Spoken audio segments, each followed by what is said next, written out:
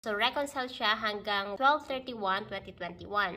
Pag pumunta tayo ng balance sheet, as of December 31, 2021 na siya, and i-check natin yung WISE IDR. So, supposed to be, ang balance niya is 0. Katulad nung nakikita natin sa reconciliation. Pero dito is meron siyang 101.03 na balance.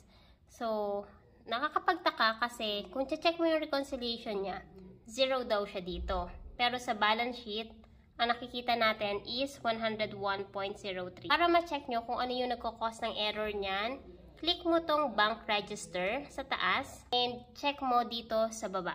So, sa column na to. So, R means reconciled. So, na-verified siya against your bank and then na-clear na siya and reconciled. Pero kapag blank na katulad nito, ibig sabihin, hindi pa siya cleared sa bank and hindi rin siya reconciled.